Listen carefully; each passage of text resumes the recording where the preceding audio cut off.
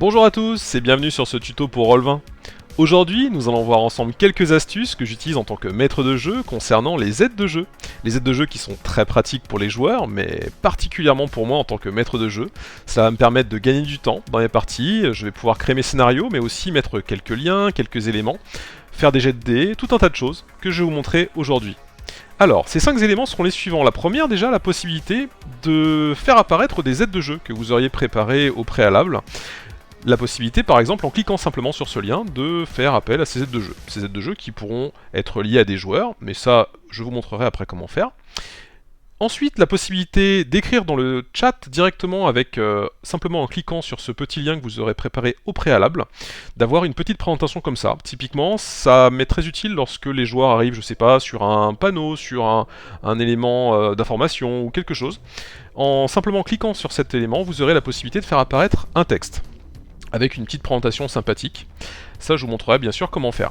La troisième possibilité, assez sympa aussi, la possibilité de jeter des jets de dés directement sur les aides de jeu. Alors certes, vous pourriez utiliser la barre d'outils, mais là, la possibilité ici, c'est par exemple faire un jet caché pour un maître de jeu, faire un jet pour des pièges, ou tout un tas de choses que vous n'auriez pas envie de montrer à vos joueurs, ou la possibilité de faire des jets d'attaque, enfin tout un tas de choses que vous pourrez simplement linker sur votre aide de jeu ici. En troisième point. En quatrième point, la possibilité de faire apparaître des images ou des fichiers animés, donc par exemple ici un petit personnage Matrix. Et enfin, la possibilité qui pour moi est vraiment un outil que j'utilise particulièrement, qui est très précieux et qui me fait gagner un temps fou. Lorsqu'un joueur par exemple va réussir un jet de perception par exemple, je ne sais pas, 4 joueurs, un seul a réussi un jet de perception, vous avez la possibilité en cliquant sur ce lien, en sélectionnant le joueur en question, de directement chuchoter, le whisper, et avoir ce texte. Donc là en fait, en cliquant sur ce lien, vous pourrez whisper à quelqu'un tout un tas d'éléments, alors ça peut être quelque chose de secret, ça évidemment vous pouvez le faire, mais en partie évidemment vous perdez du temps, car le fait de whisper à quelqu'un, vous devez arrêter votre roleplay, ça casse le dynamisme, et ça on aime bien éviter en tant que maître de jeu. Alors voilà, comment faire tout ça? Eh bien nous allons voir ensemble tout de suite. Alors, le premier point, déjà comment lier des aides de jeu entre elles. Extrêmement simple. Vous allez faire Edit. On va aller au niveau du texte ici. Et là, on va faire un petit zoom, comme ça vous verrez mieux. Vous allez ici simplement appuyer sur le lien CTRL-K. Donc on va faire apparaître cette petite fenêtre. On va indiquer une aide de jeu. Alors l'aide de jeu par exemple, on va remettre, je sais pas, le Redmont. Donc ici, Redmont apparaît. L'important ici est que le texte en question apparaissent avec les crochets. Vous devez avoir les crochets ouverts et fermés de part et d'autre. Et là, simplement en faisant Save Changes, vous aurez le lien qui va apparaître avec le Redmont et justement cette aide de jeu que vous aurez préparée au préalable. Donc ça, c'est le premier outil qui est vraiment basique, mais qui pour moi est très utile pour archiver mes parties, archiver les aides de jeu, les règles, etc. Ça, typiquement, un joueur... L'exemple très concret, j'ai joué il n'y a pas longtemps avec une qui ne connaissait pas du tout Shadowrun, donc Shadowrun c'est le jeu auquel je joue actuellement, typiquement je lui donne son personnage, elle a l'historique de son personnage, et là vous pouvez lui mettre des aides de jeu personnalisées. Là par exemple, les barons du Redmont. Oh tiens, qu'est-ce que c'est que le Redmont? Je clique dessus, ah trop bien, j'ai une aide de jeu, le maître de jeu est sympa, il m'a préparé des informations sympas. Et donc ça évidemment, chaque joueur pourra avoir des aides de jeu personnalisées. Oh les Halloweeners, qu'est-ce que c'est les Halloweeners? Oh qu'est-ce que c'est? Ah un gang? Mais quelle horreur! Donc tout un tas d'éléments comme ça que vous pourrez indiquer à vos joueurs en amont, si jamais vous êtes le genre de MJ qui aime préparer en amont et donner des backgrounds à vos joueurs. Moi personnellement c'est ce que je fais en général.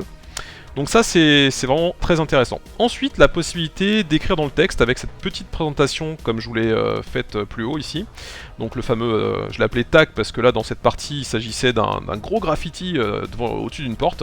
Et lorsque les joueurs arrivaient, ils voyaient ce texte ici. Comment faire? Encore une fois, on va faire Edit.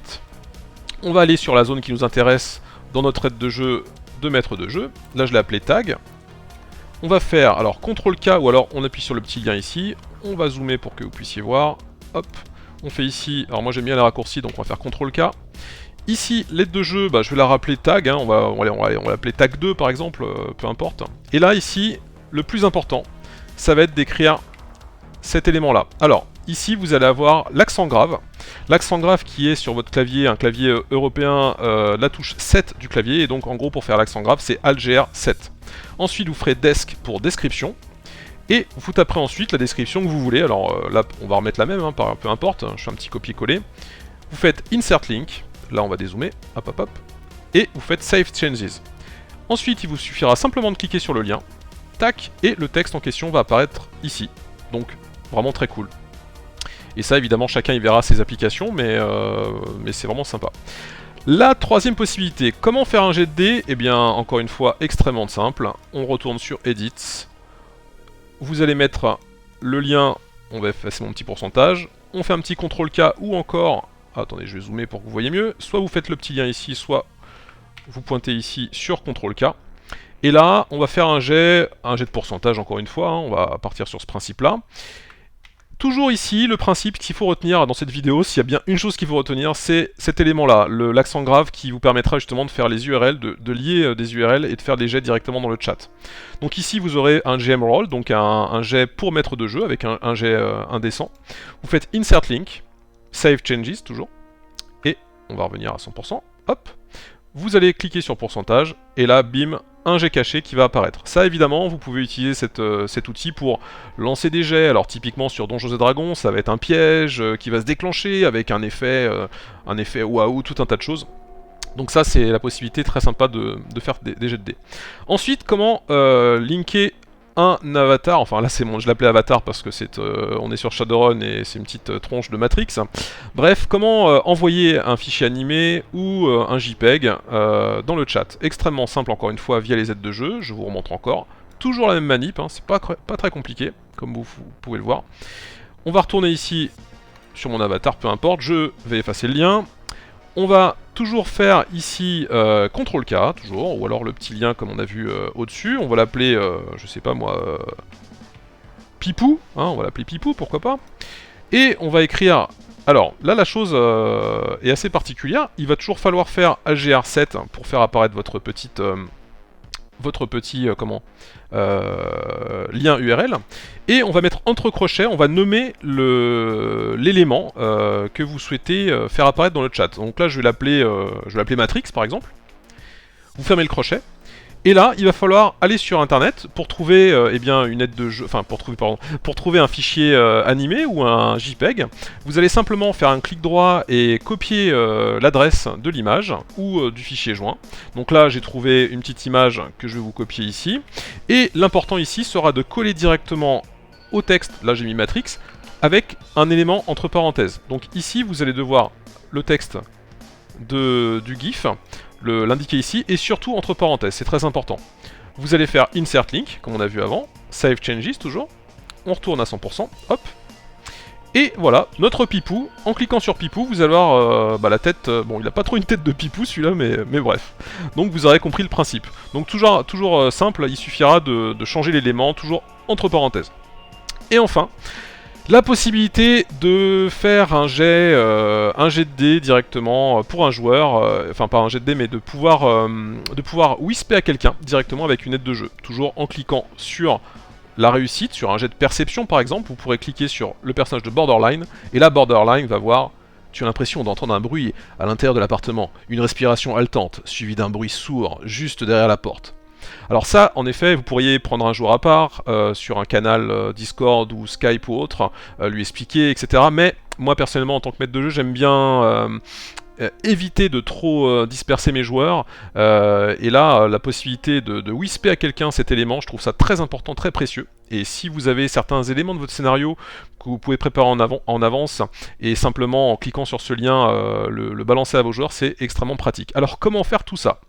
Alors, très simple encore une fois, enfin un petit peu plus complexe parce que ça fait appel à des petites formules, mais vous aurez tous les éléments dans la description et je vais vous montrer comment faire. Toujours pareil, on va cliquer sur le petit lien, ici, alors je vais effacer réussite, hop, un petit CTRL-K pour faire apparaître la fenêtre, et là, comment on fait? Alors, on va l'appeler, on va dire, réussite, hein, on va partir sur le même principe, parce qu'on part sur un jet de dés qui est une réussite, en l'occurrence la perception, et là, il va falloir toujours insérer notre petit caractère ici, l'accent grave.